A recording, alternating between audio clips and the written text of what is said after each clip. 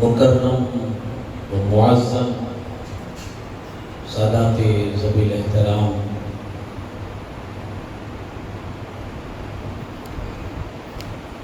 علماء ملت اسلامیہ، بزرگ و دوستوں، نوجوان ساتھیوں، عزیز بچوں، السلام علیکم ورحمۃ اللہ وبرکاتہ۔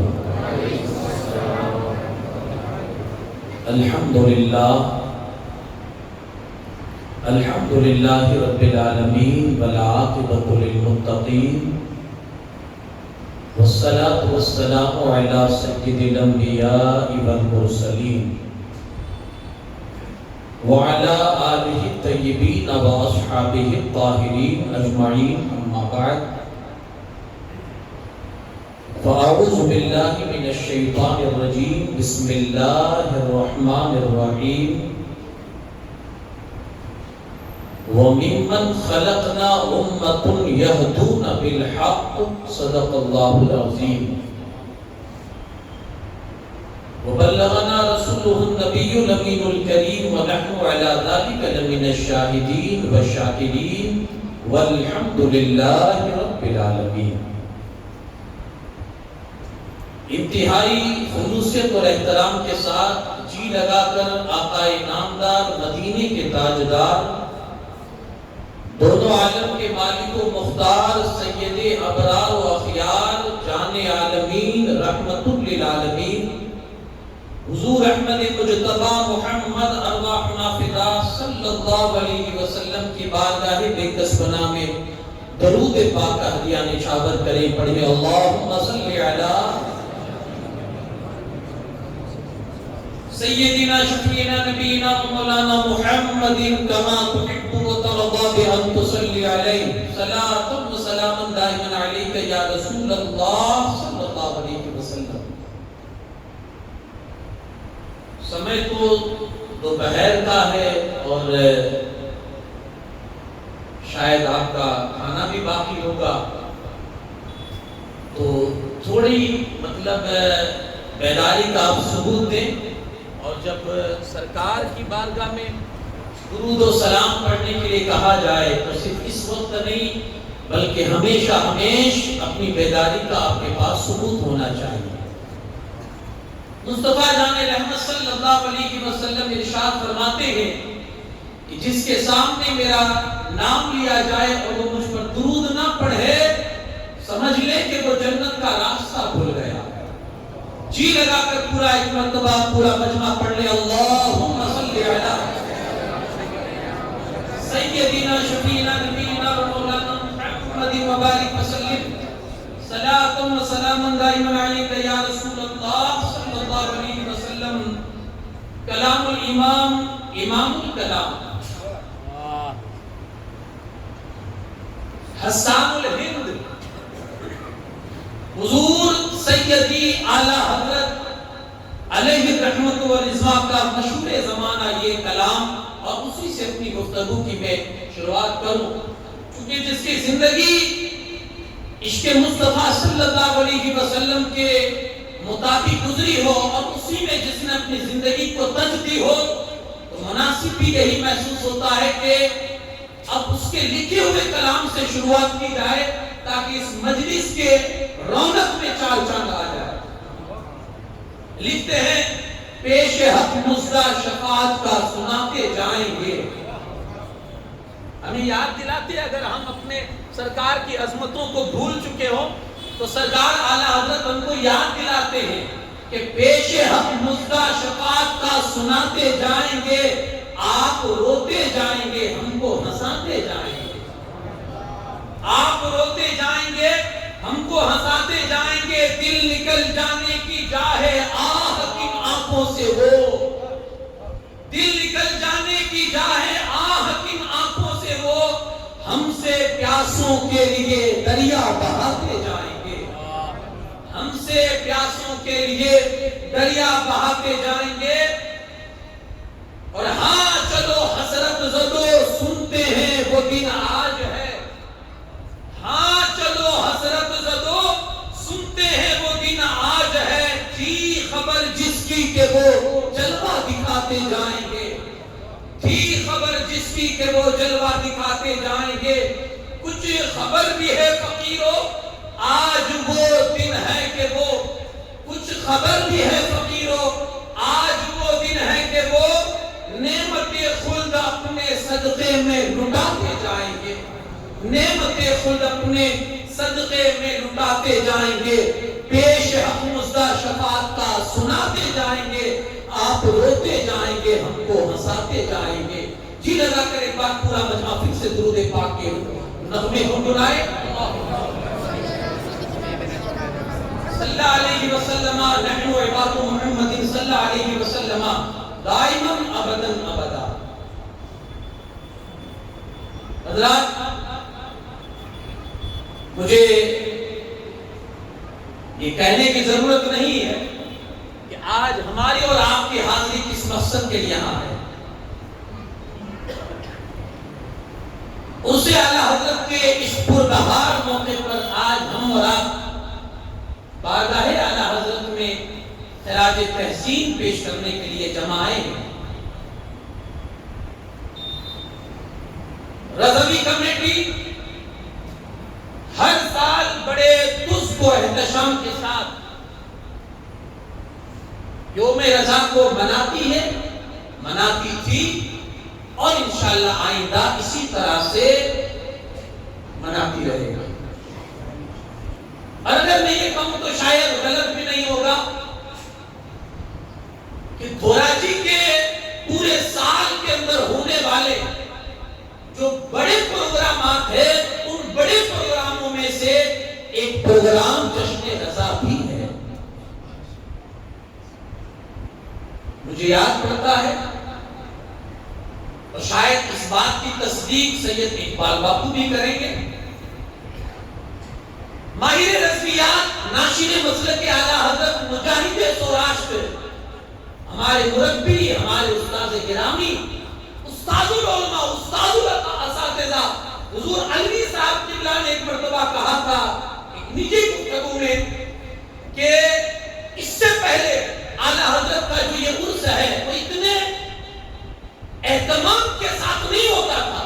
ہم نے اقبال باپو اور ان کی کمیٹی والوں کو یہ مشورہ دیا کہ اعلیٰ حضرت کی شخصیت ایسی تو نہیں ہے کہ آپ مختصر طور پر یہ پروگرام کر کے اس طرح سے نپٹا دیں, بلکہ اعلیٰ حضرت کا جو عرس ہے یوم رضا جو ہے وہ اعلیٰ حضرت کی شایان شان ہونا چاہیے. اس دن سے لے کر آج تک یہ پروگرام حضور کے مشورے پر جب شروع ہوا ہے تو آپ دیکھ رہے ہیں آج بھی الحمدللہ اسی تذکر و احتشام کے ساتھ یہ پروگرام ہو رہا ہے. اور ہم اللہ کریم کی بارگاہ میں دعا بھی کریں گے کہ اللہ پاک اسی طرح سے اس بزم کی رونق صدا رکھے اور اسی طرح سے یہ خوش عقیدہ مسلمان اپنے قائد اور اپنے امام کو اپنی دعاؤں میں اور اپنے خراج میں ہمیشہ ہمیشہ یاد کرتی رہے.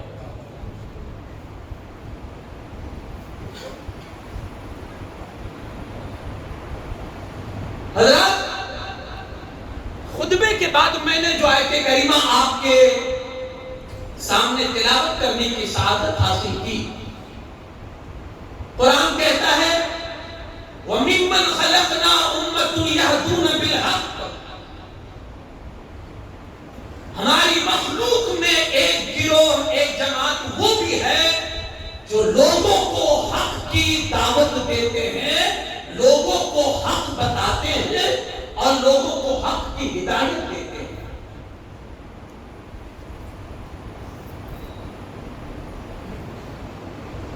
آج میری پوری گفتگو کا جو محور ہوگا وہ یہ آیت کریمہ ہوگا. ایک گروہ وہ ہے جو لوگوں کو حق کی راہ دکھلاتا ہے, ایک گروہ وہ ہے جو لوگوں کو حق کا راستہ بتلاتا ہے, ایک گروہ وہ ہے جو لوگوں کو بتاتا ہے کہ صراط مستقیم کیا ہے اور لوگوں کے عقیدے اور لوگوں کے نظریات کی حفاظت کرتا ہے. یہ گروہ قیامت تک کے لیے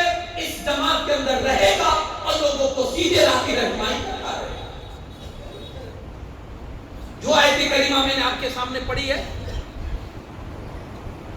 اس آیت سے ایک مسئلہ یہ بھی ثابت ہوتا ہے کہ ہر زمانے کے اہل حق کا اجماع حجت ہے، اور یہ بھی ثابت ہوا ہے کہ کوئی زمانہ حق پرستوں سے اور دین کے ہادیوں سے خالی نہیں ہوگا۔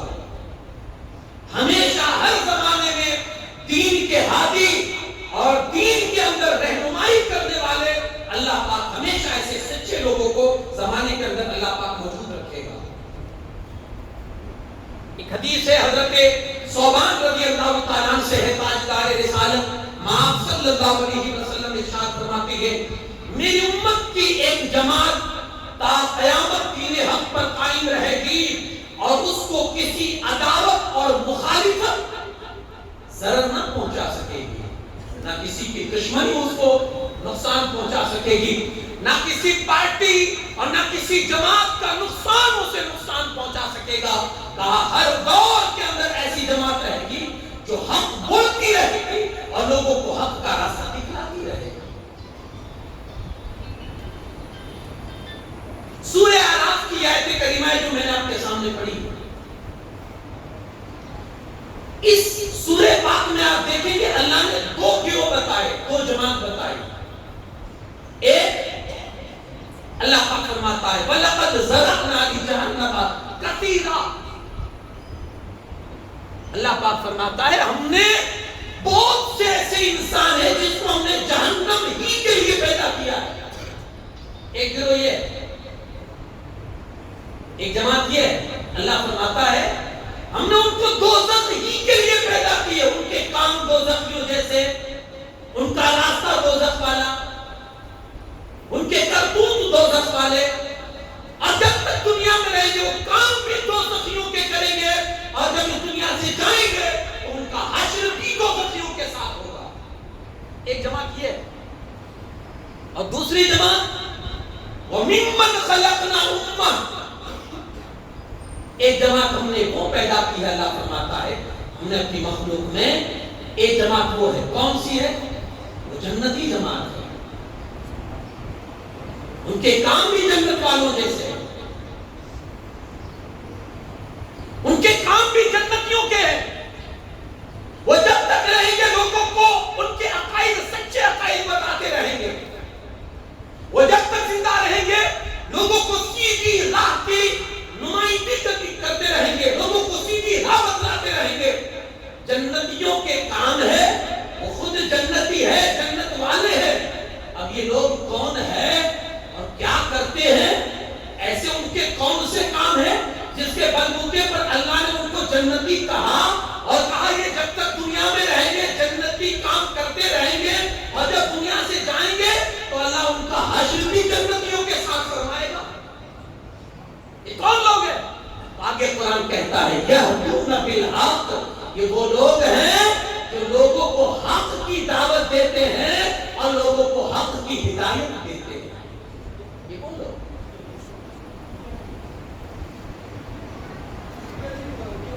اگر آپ مناسب سمجھے تو جو بڑے بزرگ ہیں وہ اپنی جگہ بیٹھے رہے، لیکن جو جوان ہے تھوڑا آگے بڑھ جائیں تاکہ پیچھے والوں کے لیے تھوڑی گنجائش ہو جائے، تھوڑا آگے بیٹھے آگے آ جائیں، کھڑے ہونے کی ضرورت نہیں، بیٹھے آگے آ جائیں گے تو الحمدللہ دوسروں کے لیے گنجائش ہو جائے گی۔ ماشاءاللہ ایک مرتبہ درود پاک کا کرتے ہیں، اللہم صلی علی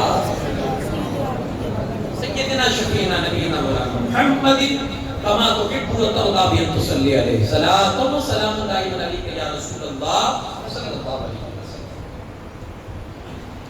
تو دونوں جماعت کے حوالے سے میں نے آپ کے سامنے یہ کلیئر کیا کہ ایک جماعت وہ ہے جو جہنمیوں کا کام کرتی ہے، ایک جماعت وہ ہے جو جنتیوں کا کام کرتی ہے۔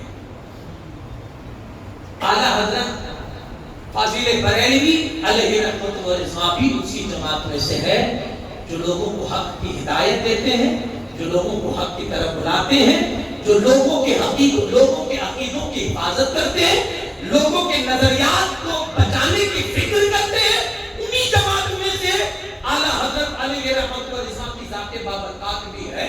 اب آپ کہیں گے مولانا اعلیٰ حضرت حق کی ہدایت دیتے ہیں، حق کی ہدایت دیتے ہیں، کون سا ایسا انہوں نے کام کیا کہ جس میں لوگوں کے لیے رہنمائی ملی ہو، لوگوں کو رہنمائی حاصل ہوئی ہو یا لوگوں کی انہوں نے قیادت کی ہو اور لوگ جو بھٹک رہے تھے انہیں سیدھی راہ پر لا کر اعلیٰ حضرت نے ان کے ایمان اور عقیدے کی حفاظت فرمائی ہو، تو میں آج کی اس گفتگو میں یہی پروف کروں گا۔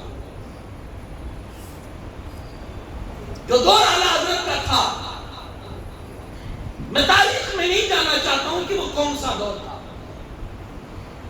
لیکن اتنا کہوں گا اور آپ اتنے میں سمجھ جائیے گا کہ وہ دور کون سا تھا۔ یہ کہہ لیجیے سراسر فتنوں کا دور تھا اعلیٰ حضرت علی رضی اللہ عنہ کا زمانہ، سراسر فتنوں کا زمانہ۔ ایک فتنہ ہے گناؤ، دو فتنے یا گناؤ، یعنی کہہ لیجیے کہ سینکڑوں کی تعداد میں ایسے فتنے تھے کہ جن کا سر کچلنا بھی اس وقت ضروری تھا، جن کا رد پلید بھی ضروری تھا، اور جن کو سرے سے ان کی جڑ کو ختم کرنا یہ بھی ضروری تھا۔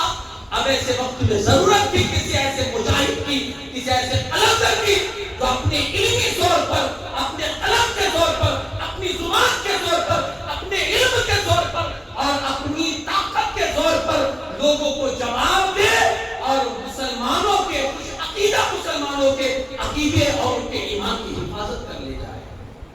ضرورت کی ایسے پائی تھی، اللہ کا کرم ہوا، اس کا فضل ہوا کہ اللہ پاک نے ایسا قائد اور ایسا رہنما اور ایسا حق کے راستے دکھلانے والا ایسا نمائندہ اور ایسا رہنما ہمیں اعلیٰ حضرت کی صورت میں عطا فرمایا۔ کیا کام کیا اعلیٰ حضرت علیہ رحمۃ اللہ علیہ اور کس طرح سے لوگوں کے عقیدوں کی انہوں نے حفاظت کی؟ پہلے میں تھوڑی ان کی شخصیات پر بھی، ان کی شخصیت پر بھی تھوڑی گفتگو کر لوں، پھر آگے میں اپنی اصل عنوان پر آؤں۔ اعلیٰ حضرت علی رحمۃ اللہ کی ذات بابرکات کیا شخصیت ہے؟ حضرت علامہ قادر بخش سرامی علیہ رحمہ بہت بڑے عالم دین گزرے ہیں۔ کسی نے ایک مرتبہ ان سے پوچھ لیا کہ حضرت اس وقت میں ایک سچے عاشق رسول اور سنی صحیح العقیدہ مسلمان کی پہچان کیا ہے؟ اگر آپ بتا دیں تو کرم نوازی ہو جائے گی۔ اور اس دور میں بھی یہی ہے۔ کیا ہے؟ سنیں، اپنے وقت کا ایک بہت بڑا جلیل عالم دین، اس کی زبانی سنیے، اور یہ میری بات نہیں، میں یہ کتاب سے پڑھ رہا ہوں، اس لیے میں کتاب لے کر بیٹھا ہوں۔ وہ فرماتے ہیں کہ سنی صحیح العقیدہ اور سچا عاشق رسول اگر آپ کو پہچاننا ہے، اس میں تمیز کرنی ہے، اعلیٰ حضرت فرماتے ہیں کہ جس بندے کے بارے میں آپ کو جاننا ہو کہ بد مذہب ہے یا سنی صحیح العقیدہ عاشق رسول ہے، تو اس کے سامنے مولانا احمد رضا خان کا نام لے لو۔ مولانا احمد رضا خان کا نام لے لو، اگر چہرہ کھل اٹھے سمجھ لینا سچا عاشق رسول ہے، اور اگر چہرے پر جھرریاں آ جائے تو سمجھ لینا کہ پھر یہ عاشق رسول نہیں ہو سکتا ہے، کچھ نہ کچھ گڑبڑ ضرور ہو سکتا ہے، کیونکہ جس بندے نے ہمارے عقیدوں کی حفاظت کی ہو، جس بندے نے ہمیں صحیح دشا دی ہو، جس بندے نے ہمیں صحیح ٹریک پر لا کر کھڑا کیا ہو، اس کا احسان مرتے دم تک ہمارے سروں پر رہے گا، اور وہ احسان جس نے ہم پر کیا ہے، ہمارے عقیدوں کی جس نے حفاظت کی ہے، زمانہ اسے عشق کی زبان میں اعلیٰ حضرت عظیم البرکت مجدد دین و ملت شاہ امام احمد رضا خان فاضل بریلوی کے نام سے جانتا اور پہچانتا ہے۔ اب اس کے نام سے تو چہرہ نہیں بگڑنا چاہیے، جس نے ہمارے عقیدوں کو بچا کر ہمارا چہرہ سلامت رکھا، جی، ورنہ جو ان سے ہٹتا ہے تو چہرے بگڑتے ہیں۔ جس نے ہمارا چہرہ سلامت رکھا، اب اس کے چہرے یا اس کا تذکرہ سن کے تو چہرہ نہیں بگڑنا چاہیے نا۔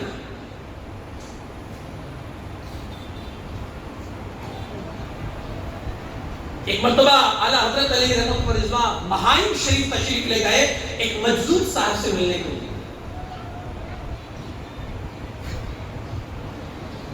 تو حضرت عبدالسلام جبل پوری بھی ساتھ میں تھے اور مفتی برہان الحق علیہ رحمہ بھی ساتھ میں تھے۔ جب ہم اس بزرگ کے پاس پہنچے نا، اس مسعود کے پاس، تو حضرت ایک تخت پر بیٹھ کر امامہ شریف باندھے ہوئے دلائل الخیرات شریف کا پڑھ رہے تھے، درود کی کتاب وہ پڑھ رہے تھے. ہم گئے اعلیٰ حضرت کے حوالے سے، جب انہوں نے محسوس کیا کہ آپ تشریف لائے، بہت بہترین انداز میں آپ کا استقبال کیا، مہمان نوازی کی آپ نے اعلیٰ حضرت کی، مصروف صاحب نے. حضرت مفتی برہان الحق علی رحمہ فرماتے ہیں کہ جب ہماری واپسی کا وقت آیا تو میں اس مقصود صاحب سے اکیلے میں ملنے گیا. میں نے قدم پکڑ کر عرض کی، سرکار میرے حق میں دعا فرمائیں، اللہ میرے ساتھ یہ معاملہ کر دے اور میرے ساتھ بھلائی کا معاملہ ہو جائے. کچھ دعائیں آپ کو کروانی تھی، وہ آپ کے ان کے سامنے آپ نے رکھی. مقصود نے جانتے کیا جواب دیا؟ جب مفتی برہان الحق علیہ رحمہ ان کے پاس گئے اور دعا کے لیے کہا، سنے جواب. اس مجذوب نے، مفتی برہان الحق علیہ رحمہ فرماتے ہیں، اس مجذوب نے اعلیٰ حضرت جا رہے تھے ان کی طرف اشارہ کر کے کہا، ان کے پیچھے رہو، زمانہ تیرے پیچھے رہے گا. ان کے پیچھے رہو، زمانہ تیرے پیچھے رہے گا. اور حقیقت ہے کہ آج زمانہ ان کے پیچھے ہے جو اعلیٰ حضرت کے پیچھے تھا. اس بات کے دونوں پہلو ہو سکتے ہیں. ان کے پیچھے ہے جو اعلیٰ حضرت کے پیچھے تھے، اور زمانہ ان کے پیچھے بھی پڑا رہے گا جو اعلیٰ حضرت کے پیچھے پڑے رہیں گے. پہلو ہو سکتے ہیں. ہاں، کیونکہ جس نے ہمارے ایمان کی کہ تحفظ کا بیڑا اٹھایا ہو، تو آج ہم اس کی شخصیت پر آنچ آنے کیسے دیں گے؟ ہم وہ بھی تو کرنے کے لیے اپنے آپ میں یہ تیاری رکھیں گے نا کہ کوئی ان کے خلاف آواز نہ اٹھائے. اس نے ہمیں ہمارے عقیدوں کی حفاظت کی. تو یہ ذات، یہ شخصیات، اور ان شخصیات پر جتنا بولا جائے اتنا کم ہوگا. میں نے عرض کیا نا کہ اعلیٰ حضرت کا جو زمانہ تھا یہ بڑا فتنوں والا دور تھا. اعلیٰ حضرت نے حق کی ہدایت کیسے کی اور حق کا راستہ کیسے بتلایا؟ کون سی ضرورت پڑ گئی تھی امت مسلمہ کو کہ وہ دکھلائیں؟ اور کیا اس سمے میں، اس وقت میں ایسی ضرورتیں تھی؟ پہلے میں آپ کے سامنے وہ چیزیں رکھوں گا، اور پھر اعلیٰ حضرت کی شخصیات میں جو اس چیزوں پر حضرت اندر تشریف لائے. صحابی صاحب اعلیٰ حضرت نے پھر اس پر جو محنتیں کی ہے، جو جد و جہد کی ہے، اس کو میں آپ کے سامنے پروف کروں گا، اور پھر آپ کو بتاؤں گا کہ کس طرح سے اس بندے نے خلوصیت اور للہیت کے ساتھ رات کی نیندیں ختم کر کے اور ہر چیز کو ختم کر کے کس طرح سے اس بندے نے ہمارے اور آپ کے عقیدوں کی حفاظت فرمائی. اعلیٰ حضرت کا زمانہ تھا، ایک بہت بڑا فتنہ اس وقت عروج پہ تھا. کیا جانتے ہیں؟ نبی کو، کسی ولی کو یا اللہ کا کوئی مقرب بندہ تھا، ان کو غیب کا علم نہیں ہے. سیرے سے انکار. اور انکار کرنے والے کون تھے؟ میں تفصیل میں نہیں جاؤں گا، صرف نام گنا کے آگے بڑھ رہا ہوں کیونکہ مجھے بہت ساری باتیں گنوانی ہیں. نام لینے والے اور یہ دعویٰ کرنے والے کہ غیب کا علم اللہ کے سوا کسی کو نہیں ہے. ہم بھی جانتے ہیں، ہم بھی مانتے ہیں، ہم اہل سنت والجماعت کا یہ عقیدہ ہے، اللہ کے سوا کسی کو غیب کا علم نہیں. ذاتی علم اللہ کے سوا کسی کو نہیں، لیکن عطائی علم اللہ اپنے جس بندے کو چاہتا ہے غیب کا علم عطا فرما دیتا ہے. جس بندے کو چاہتا ہے. ہمارا یہ بھی عقیدہ. سنو، آج بھی رسول اللہ کی ذات پر حملے ہو رہے ہیں. کون ہے جو اٹھ کر رسول اللہ کی ذات پر حملے ہونے والے اور اس کا دفاع کرتا ہو یا رسول اللہ کی طرف سے جو اس پر حملے ہو اس کا جواب دیتا کون ہے؟ ہوں گے اللہ ماشاءاللہ. لیکن اس سمے پر یہ وقت کی ضرورت تھی جس کی کمان کو اگر کسی نے سنبھالا ہو زمانہ اسے مدرسہ کہتا.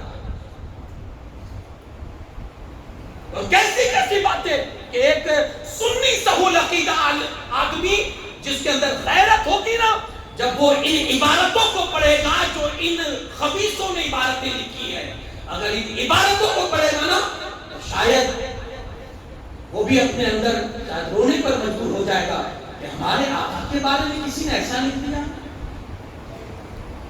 ایسا علم تو شیطان اور جنوں کے لیے بھی ثابت ہے، اس میں رسول اللہ کی کیا تخصیص ہے؟ معاذ اللہ سے مولوی اسماعیل دہلوی پڑھیے اس کی کتاب تقویۃ الایمان، علم غیب کے حوالے سے کیا انہوں نے سرکار کے بارے میں انکار کیا۔ مولوی رشید احمد گنگوہی انہوں نے کیا لکھا، ڈائریکٹ انہوں نے تو انکار کر دیا، رسول پاک صلی اللہ علیہ وسلم کو غیب کا علم نہ تھا۔ اور آگے بڑھیے مولوی اشرف علی تھانوی، انہوں نے بھی انکار کیا سرکار کے علم غیب کا۔ اور آگے بڑھیے مولوی خلیل احمد امبیڈکری، انہوں نے بھی یہ لکھا، اور وہ تو حد سے پار چلے گئے لکھنے میں، گستاخی کرنے میں۔ تو یہ سارے جنہوں نے سرکار صلی اللہ علیہ وسلم کے علم غیب پر جب اٹیک کیا تو اس وقت ضرورت تھی کسی ایسے مرد قلندر کی، کسی ایسے مجاہد کی جو اپنے علمی زور کی بنیاد پر ان کا ایسا رد بلیغ کرے اور ان کا منہ توڑ جواب دے۔ زمانے نے دیکھا کہ ایک دو نہیں سینکڑوں کتابیں لکھ کر اعلیٰ حضرت نے میرے مصطفیٰ کے علم غیب کو ثابت کر کے دنیا والوں کو بتا دیا۔ تم غیب کے علم کی بات کرتے ہو کہ وہ مصطفیٰ جان رحمت کو نہیں ہے۔ سنو اہل سنت و جماعت کا عقیدہ تو یہ ہے کہ اور کوئی غیب کیا تم سے رہا ہو بلا، جب نہ خدا ہی چھپا تم پہ کرو۔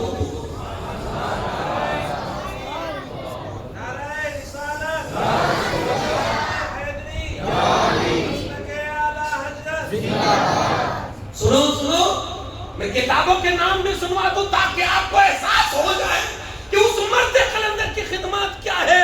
جب رسول اللہ کی ذات پر اٹیک ہوا تھا، حملہ ہوا تھا، تو پھر اس نے اپنا قلم کس طرح سے اٹھایا تھا، اور ایک تو نہیں سینکڑوں رسالے اور سینکڑوں کتابیں مصطفیٰ جان رحمت کے علم غیب کو ثابت کرنے کے لیے اس بندے نے لکھ ڈالے۔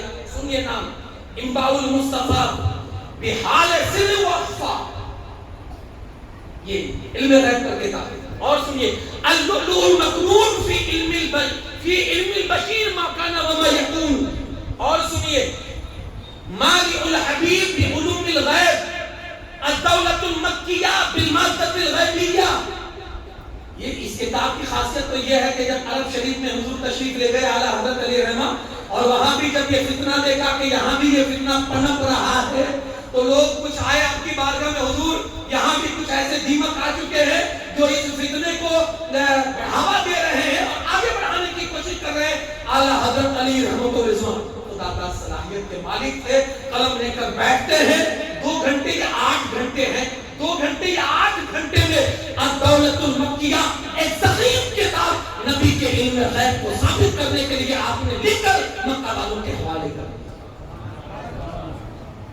والوں نے لوہا مار لیا، واہ بھائی علم ہو تو ایسا ہو کہ خدا داد، ہاں یہ بزور بازو کس تانا بخش خدائے بخشندہ۔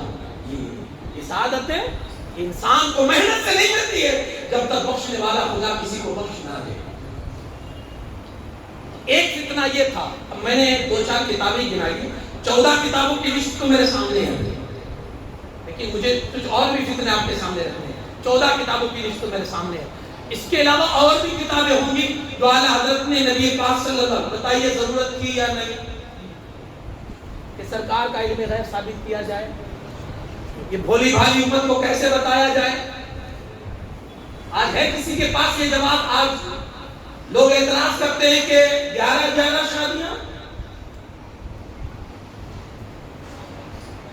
کم سن لڑکی کے ساتھ شادی، کیا یہ مصطفیٰ جان رحمت صلی اللہ علیہ وسلم کو زیبا دیتا ہے؟ معاذ اللہ استغفر اللہ، کیونکہ حکمت سے خالی ہے، حکمت سے آ رہی ہے، اس لیے وہ نہیں جانتے کہ سرکار کی حکمتیں کیا کی 11 شادی کرنے میں۔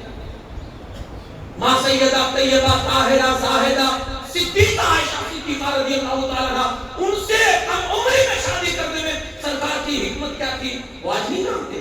لیکن میں آپ سے پوچھ رہا ہوں کہ آپ کے اور ہمارے پاس جواب اس کا، اگر کوئی اس کا رد کرتا ہے یا کوئی اس کے خلاف فتنہ کرتا ہے، ہمارے پاس ہے جواب۔ تو جس سمے میں ضرورت تھی نا علم غیب کو ثابت کرنے کی، اس سمے میں کم کھا کر کم سو کر جس بندے نے یہ کام کیا ہے، اور 1-2 سینکڑوں کتابیں جو امت مسلمہ کے ہاتھ میں جواب دینے کے لیے جو دیتی ہے، اس ذات کو کہتے ہیں امام احمد رضا فاضل۔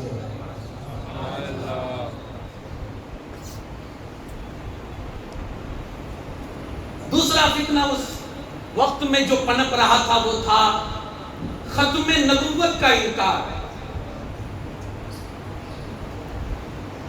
کچھ اس میں میں اپنے عقیدے کی بھی بات کروں گا کیونکہ یہ چیز آپ یہاں سے تھوڑا یاد کر کے بھی لے جائیے گا. ہمارے سنت والجماعت کا عقیدہ کیا ہے؟ ہمارے نبی صلی اللہ علیہ وسلم خاتم النبیین ہے. اس کا عرض کیا ہوتا ہے؟ اس کا مطلب کیا ہوتا ہے؟ آپ آخری نبی، آپ کے بعد اب نبوت ختم، اب کوئی نبی نہیں آ سکتا ہے. یہ عقیدہ ہے، اس کو گانٹ باندھ لیجیے.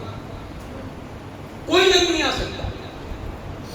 اور اگر کوئی آپ سے پوچھے تو حضرت عیسیٰ علیہ السلام کے بارے میں تو حدیث میں وہ آئیں گے، کہا وہ پرانے ہی نبی ہیں، نئے نبی بن کر نہیں آئیں گے. نبوت کا دروازہ ختم سرکار صلی اللہ علیہ وسلم. اب کوئی نبی نہیں ہو سکتا ہے.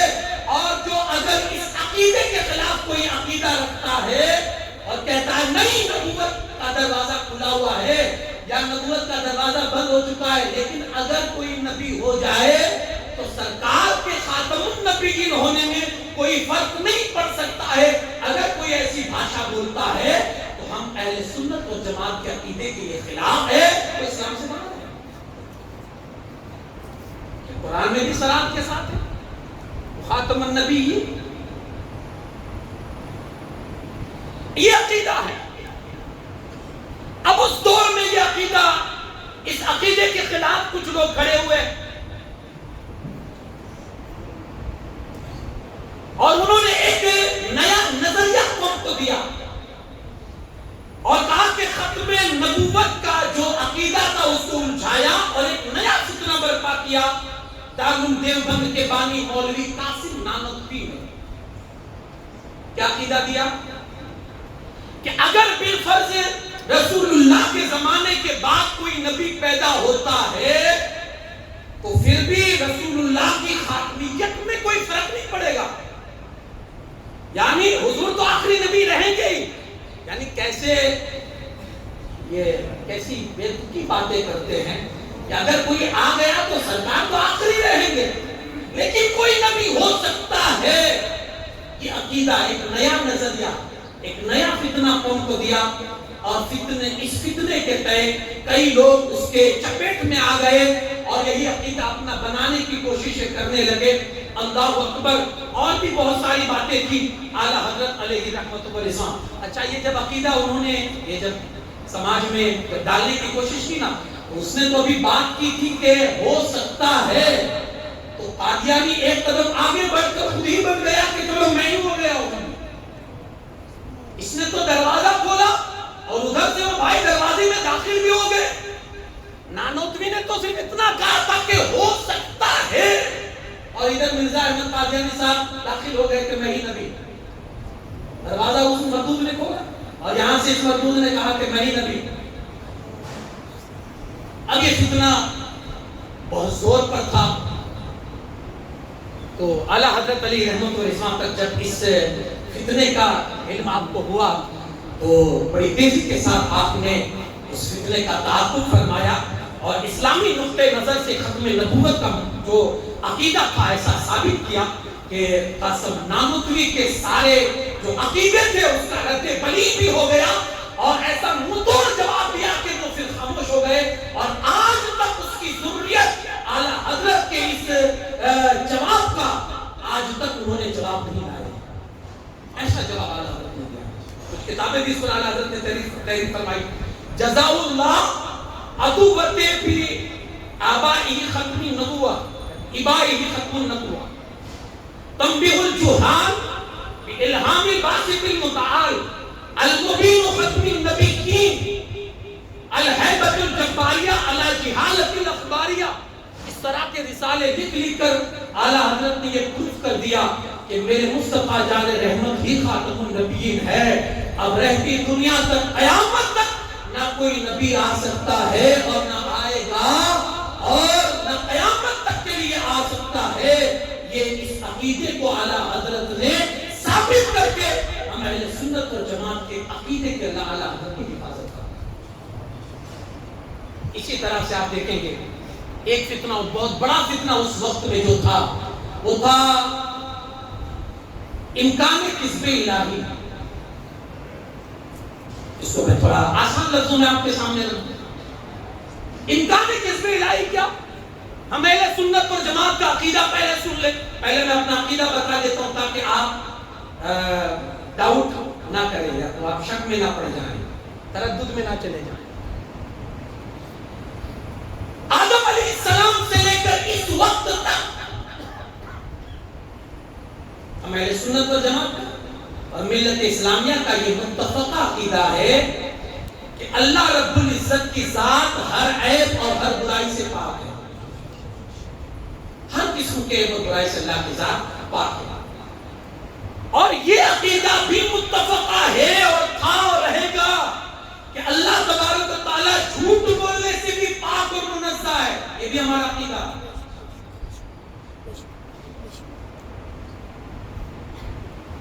لیکن علماء دیوبند نے ان اللہ علی کل شیء قدیر کی غلط اور مضحکہ خیز استدلال کر کے اس آیت سے انہوں نے کیا پروف کیا اور عقیدہ نیا کیا دیا کہ ان اللہ علی کل شیء قدیر، اللہ ہر چیز پر قادر ہے.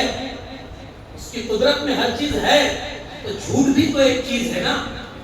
تو اللہ جھوٹ پر بھی قادر ہے.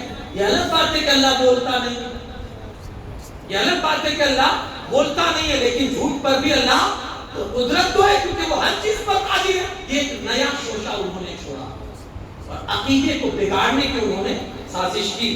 جب یہ سازش کی مولوی احمد خلیل احمد امبیڈکری نے لکھا اس حوالے سے، اور اس طرح سے اور بھی بہت سارے لوگوں نے، رشید احمد گنگوہی نے اس حوالے سے لکھا. جب یہ سارے لوگ اس میدان میں کودے اور انہوں نے اپنے باطل عقیدوں کا پرچار کرنا شروع کیا، اعلیٰ حضرت علی رحمۃ اللہ علیہ کو علم ہوا، آپ نے قلم اٹھایا اور ایسا آپ نے ان لوگوں کا ایسا باطل عقیدوں کا ایسا آپ نے جواب دیا اور ایسا رد بلیغ آپ نے فرمایا کہ وہ لوگ کم بخود رہ گئے. اعلیٰ حضرت علی رحمۃ اللہ نے اس عنوان پر کچھ کتابیں تحریر فرمائی، سبحان السبوح عن عیب کذب المقبوح، اخباریہ کی خبر گیری. اسی طرح سے القمح المبین بھی اعمال المکذبین، اور بھی بہت سارے رسالے آپ نے تحریر فرمائے. اور یہ رسالے تحریر فرما کر آپ نے یہ پروف کر دیا کہ عقیدہ ہم اہل سنت والجماعت کا ہی حق ہے. اور ہمارا عقیدہ جو ہے وہ یہ ہے کہ اللہ پاک جھوٹ سے اور ہر طرح کی برائی سے ہمیشہ ہمیشہ کے لیے پاک اور منزہ ہے.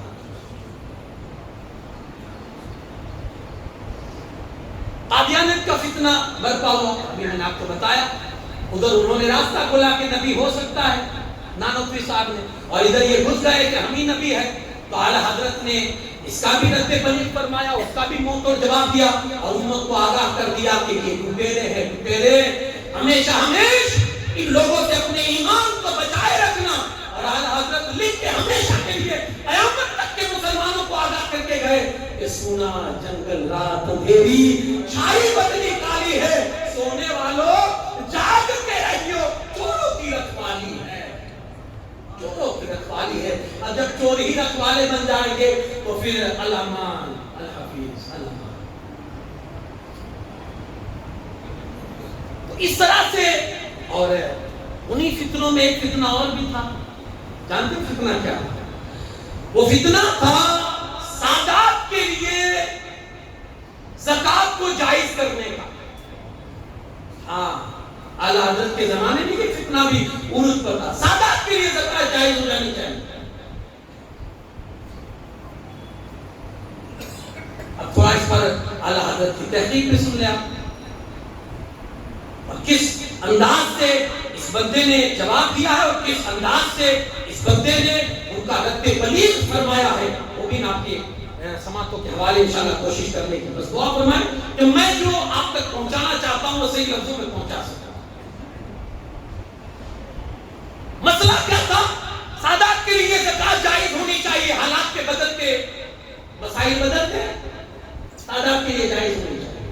اور کچھ علماء نے اس پر فتویٰ بھی دے دیا کہ سادات کے لیے حالات کے بدلتے زکات جائز ہو جانی چاہیے. اب اس پر اس مرد قلندر نے قلم اٹھایا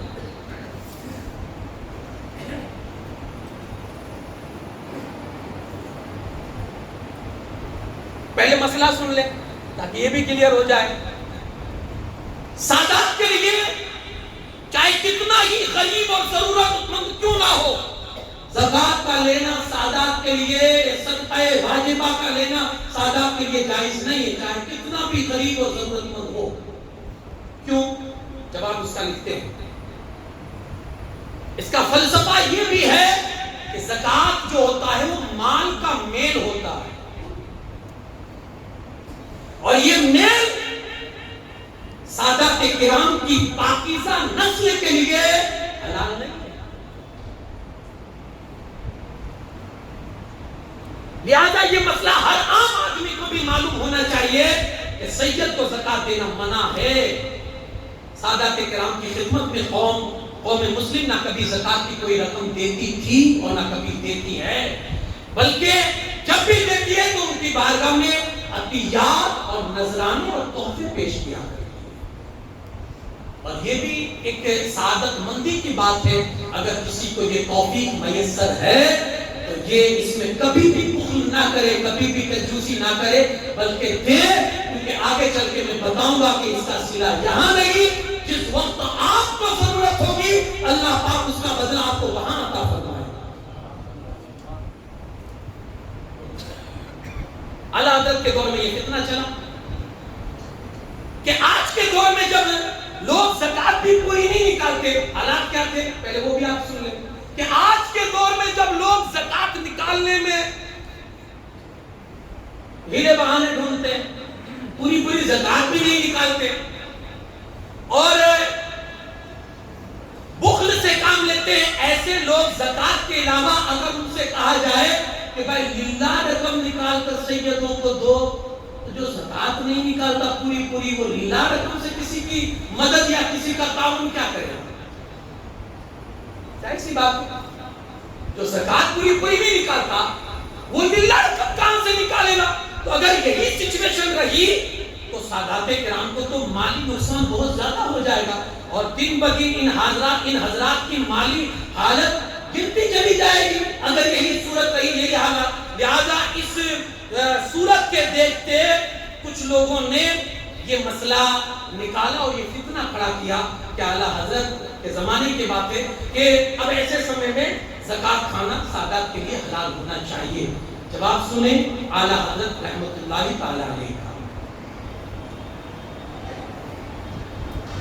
جب یہ سوال آیا پہلے سن لیں، 52 عبادتوں سے اعلیٰ حضرت نے ثابت کیا کہ سیدوں کے لیے زکات حلال نہیں ہوتی. 52 عبادتیں، ایک چیز. دوسری چیز، 27 حدیثیں اعلیٰ حضرت نے اس موضوع پر جمع کی اور فرمایا کہ کسی اعتبار سے سادات کے لیے یہ مال کا میل ہے اور ایسی پاکیزہ نسلوں کے لیے مال کا میل حلال نہیں ہو سکتا. بلکہ میں نے ایک جگہ تو سنا تھا کہ اعلیٰ حضرت نے کسی کو جھنجھوڑتے ہوئے کہا تھا، جب کسی پوچھنے والے نے کہا کہ سید کو زکات دے سکتے ہیں تو کہا تھا جس کے نانا کے ٹکڑوں پر پلتے ہو اس کی نسلوں کو زکات کھلانے کی بات کرتے ہو.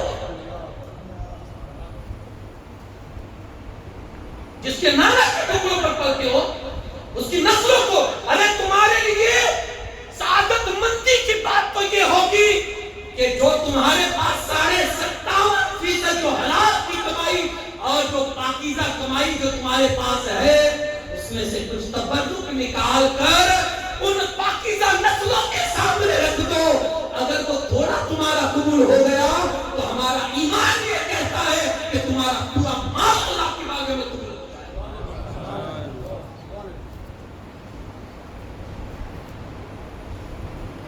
فرماتے ہیں سادات کے حوالے سے جو یہ فتنہ برپا ہے کہ انہیں جائز ہے زکات دینا، کہا سنو حرام حرام، نہ ان کا لینا جائز نہ دینے والے کا دینا جائز، زکات ادا ہی نہیں ہوگی. اور فرماتے اس میں گناہ کے سوا کچھ بھی نہیں ملے گا، گناہ کے سوا کچھ بھی نہیں ملے گا. پھر آگے فرماتے ہیں جن لوگوں نے ایسا فتویٰ دیا ہے وہ لوگ قابل مذمت ہے، وہ برائی کے قابل ہے جو ایسے فتوے دیتے ہیں. پھر فرماتے ہیں اعلیٰ حضرت نے، تو لوگوں نے پوچھا حضور تو پھر سادات کی پھر ہمدردی کیسے ہوگی؟ سادات کے ساتھ پھر بھلائی کا کیسے معاملہ ہوگا؟ اگر زکات نہیں، لوگ زکات نکالنے میں ادھر ادھر کی باتیں لاتے ہیں، ہیرے بہانے تلاش کرتے ہیں بلا، تو اگر وہ صحیح رقم یا جو پاک رقم ہو وہ کیسے نکالیں گے؟ تو پھر سادات کی خدمت کیسے ہوگی؟ سنیں اعلیٰ حضرت کا جواب سنیں اور پھر دیکھیں کہ اس بندے کے دل کے اندر سیدوں کے لیے کیسی محبت اور کیسا احترام تھا۔ زبانی دعوے کرنا ہو رہا ہے محبت، ہم اکثر ایک بات کرتے ہیں، محبت کا تعلق دل سے، زبان سے نہیں ہے، ہاتھ سے نہیں ہے۔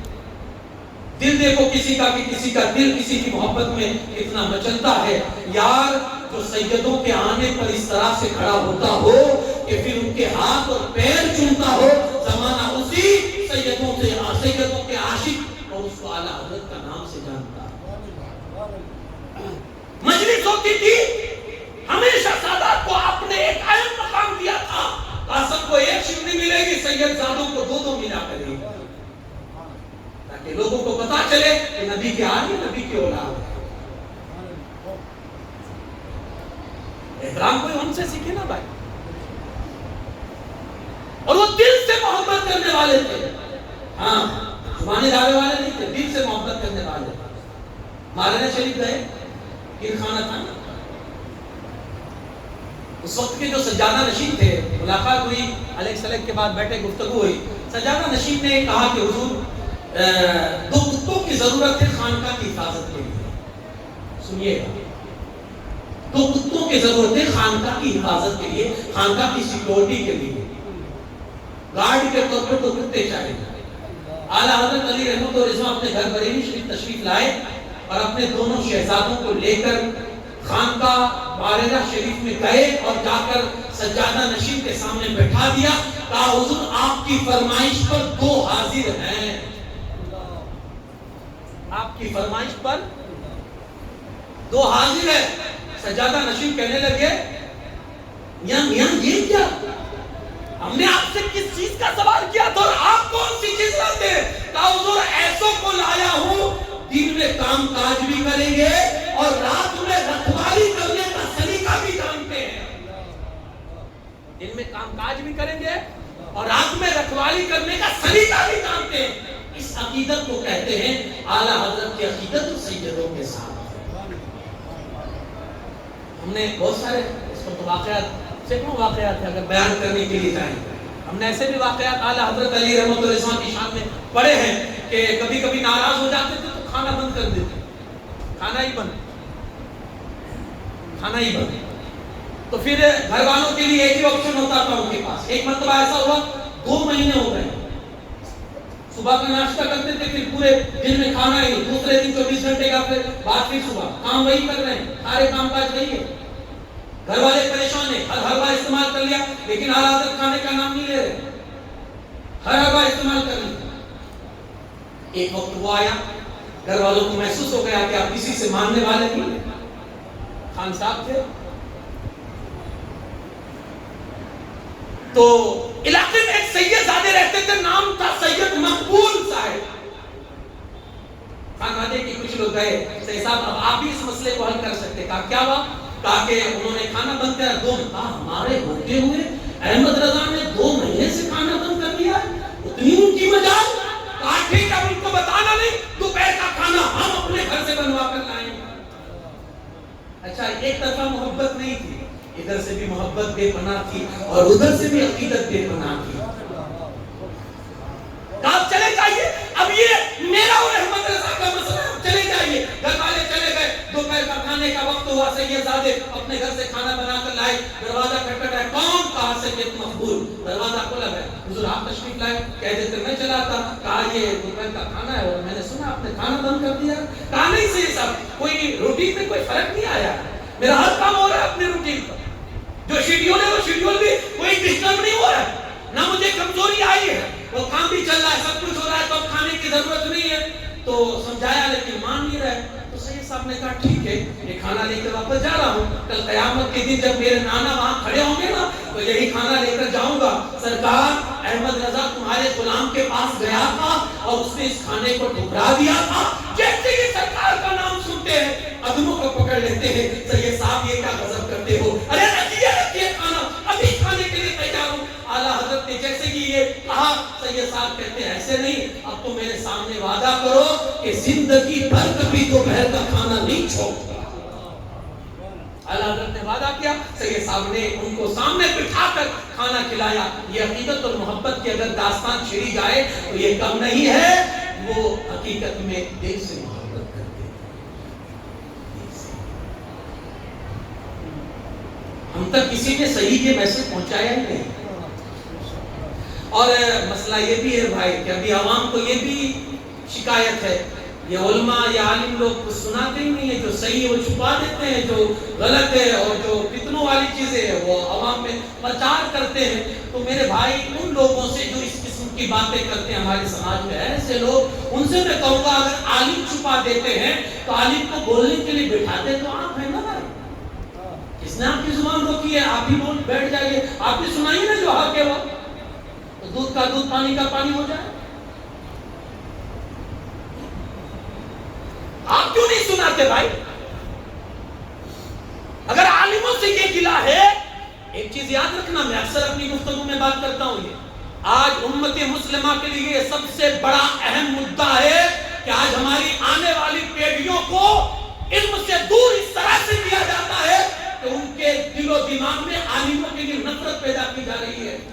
और लिख लो ये बात, मैं बहुत बड़ा आदमी नहीं हूं, बहुत बड़ा अल्लामा नहीं हूं, लेकिन ये मैं इस तौर पर आपसे कहता हूं, 10-20 साल के बाद देखिएगा ये हमारी आने वाली पीढ़ी आलिमों से नहीं, इल्म से कितनी नफरत करती है। ये आप लिख लीजिए, ये नफरत कैसे करवाई जाती है?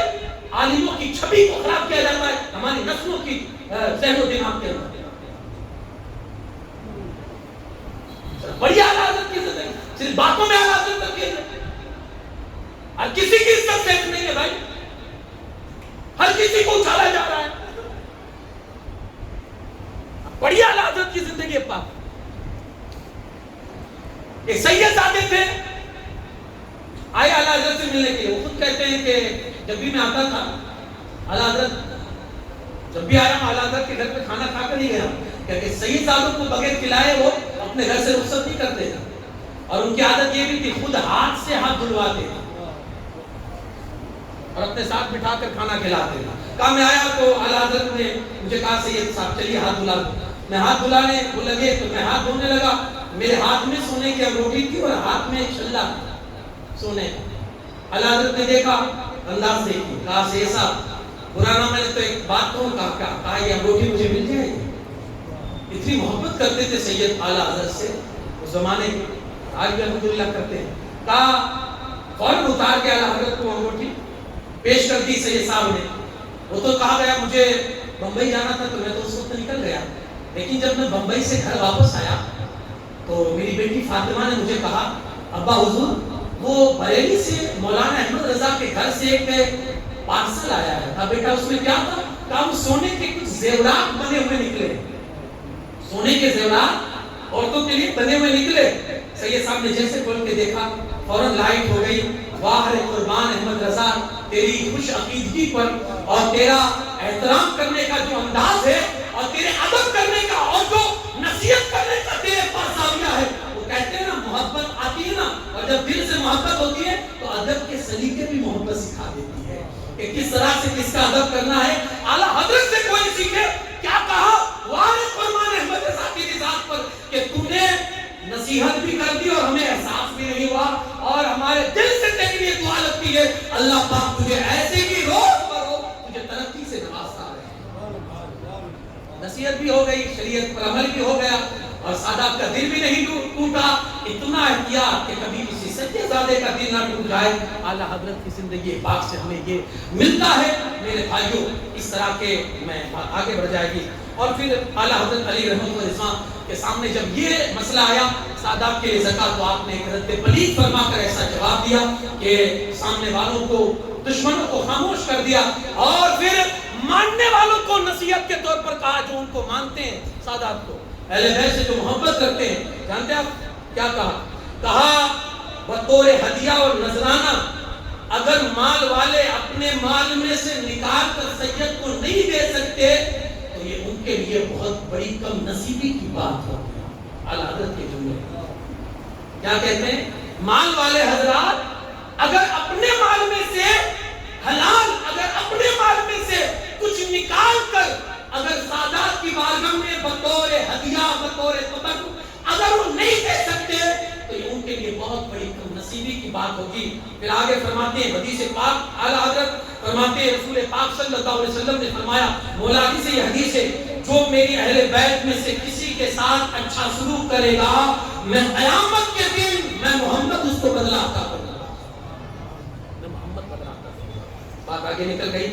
مجھے جو چیز کہنے کی تھی یارو، ابھی تو بہت کچھ باتیں اس میں باقی تھی۔ اعلیٰ حضرت کے زمانے میں جو فتنے برپا تھے اور جس طرح سے آپ نے فتنوں کا رد بلیغ کیا اور ان فتنوں کی کاٹ کی، یقین مانیے اس سمے میں اس وقت کی ضرورت تھی اور اعلیٰ حضرت نے اس ضرورت کے مطابق آپ نے کام کیا۔ راتوں کو نیندیں کم کرتے تھے، دن میں کھانا کم کھاتے تھے، لیکن رسول اللہ کی امت بھٹک نہ پائے اس بندے کو امت کا اتنا لحاظ تھا، کیونکہ میرے مصطفیٰ کریم صلی اللہ علیہ وسلم کی ایک روایت میں ہے کہ جو امت کے حال پر فکر نہ کرے وہ میری امت میں سے نہیں ہے، میری امت میں سے نہیں۔ یار زندگی اللہ نے دی ہے تو سب اپنے لیے نہیں کچھ اوروں کے لیے بھی بخشی ہے نا۔ تو ایک بادشاہ، آخری بات یہ عرض کر رہا ہوں، کوئی بادشاہ گیا سیر کرنے کے لیے تو دیکھا ایک بوڑھے میاں زیتون کا درخت لگا رہے ہیں۔ تو کہا بابا کیا کر رہے ہو؟ کہا زیتون کا درخت لگا رہا ہوں۔ کہا آپ کی عمر تو اتنی بڑی ہے اور زیتون تو بہت سالوں کے بعد پھل دیتا ہے، تو آپ کو تو نصیب نہیں ہوگا، آپ کو تو یہ زیتون کا پھل نصیب نہیں ہوگا، آپ کی عمر بڑی ہے۔ بابا نے کہا کہ جو ہم سے پہلے لگا کے گئے تو اس کے پھل ہم کھا رہے ہیں، تو آج ہم بھی تو لگا دیں تاکہ ہمارے بعد آنے والی پیڑھی نہ کھائیں۔ بادشاہ کو جواب اتنا اچھا لگا، میں بادشاہ نے اشارہ کیا اور کہا 4000 درہم میاں کو، بوڑھے میاں کو تحفے میں پیش کیا جائے۔ جیسے 4000 درہم بوڑھے کے ہاتھ میں آئے نا، بوڑھے میاں کہتے ہیں بادشاہ دیکھا کہ ابھی تو پھل لگا بھی نہیں ہے اور اس نے پھل دینا شروع بھی کر دیا۔ بادشاہ کو اور اس کی بات پسند آئی، کہا 4000 اور درہم دے دو۔ 4000 اور نکال کر دیے تو بابا اور مسکرانے لگے۔ کہا آپ کیوں مسکرا رہے ہو؟ کہا سارے لوگوں کے درخت سال میں ایک مرتبہ پھل دیتے ہیں، میرے درخت نے تو ایک گھنٹے میں 2 مرتبہ پھل دیتی ہے۔ سنانا واقعہ مقصد نہیں ہے، سنانا یہ مقصد ہے صرف اپنے لیے نہیں اوروں کے لیے بھی جینے کا ہنر رکھو اپنے اندر، کیونکہ یہ ہنر ہی آپ کو زندگی میں زندہ رکھے گا۔ کسی نے کہا ہے نا کہ اگر مرنے کے بعد بھی جینا چاہتے ہو، مرنے کے بعد بھی جینا چاہتے ہو اور یہ چاہتے ہو کہ قوم تمہیں تمہارے مرنے کے بعد بھی یاد رکھے، 108واں عرس کر رہے ہیں، 108واں عرس کر رہے ہیں یار، 8 سال میں اپنے سگے باپ کو یاد نہیں رکھتے، 108 سال ہو چکے، ابھی بھی احمد رضا کی شمع جو محبت کی ہے آج بھی ان خوش عقیدہ مسلمانوں کے دلوں میں جگمگا رہی ہے۔ کیا وجہ ہے؟ کیا وجہ ہے؟ تو کہنے والے نے کہا مر کر بھی اگر زندہ رہنا چاہتے ہو تو لکھے جانے کے قابل کام کرو، یا وہ چیزیں لکھو جو پڑھے جانے کے قابل ہو جائے، وہ لکھو جو پڑھے جانے کے قابل ہو، یا ایسا کام کرو جو لکھے جانے کے قابل ہو جائے، ایسا کام کرو۔ آخری بات عرض کر رہا ہوں، آپ کو معلوم ہے جاپان آج کس لیول پر ترقی کی؟ جاپان ترقی کی کس لیول پر آپ کو معلوم ہے؟ ان کی ترقی کا راز میں نہیں جگہ پڑا جو ہم لوگوں کو جھنجھوڑ رہا ہے۔ وہاں کے لوگ جب آفس یا اپنے کمپنی میں یا اپنے ورک شاپ پر جب کام کرنے کے لیے جاتے ہیں تو ان کے لیے ایک پارکنگ ایریا ہوتا ہے جہاں ان کو گاڑی پارک کرنی ہوتی ہے۔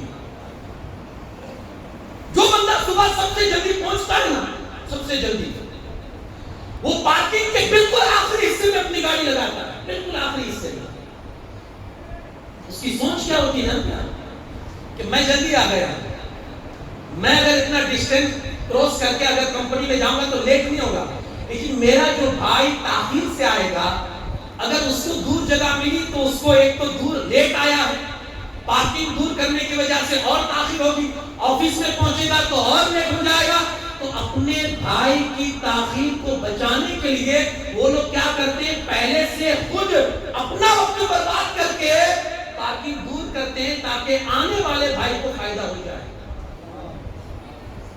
جب میں نے یہ پڑھا نا تو میں حیرت میں پڑ گیا کہ جو قوم مسلم کا جو فلسفہ تھا آج غیروں نے اپنایا کہ وہ اپنے بھائی کے لیے کچھ اچھا سوچتے تھے، آج وہی فلسفہ قوم غیر نے اپنا لیا ہے، غیروں نے اپنا لیا ہے۔ آج دنیا کی حکومت پر اور دنیا پر آج وہ راج کر رہے ہیں۔ دوسروں کے لیے زندگی دینے کی کوشش کرو یارو۔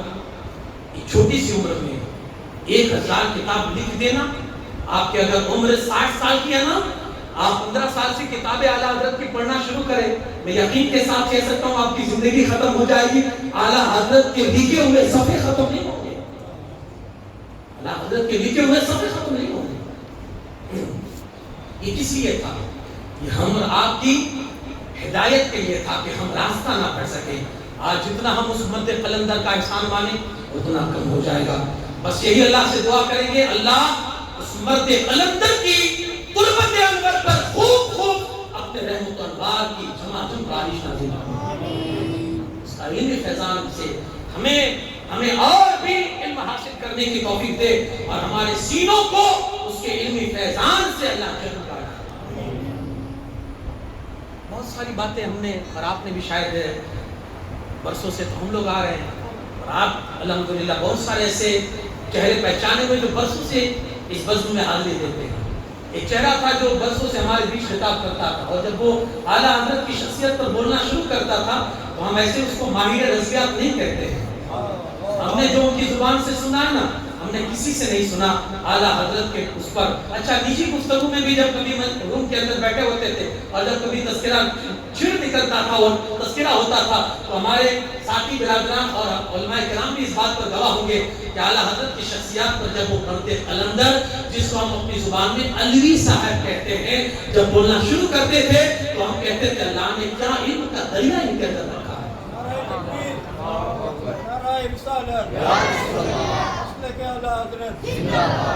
چلو آج ایک دعا کریں۔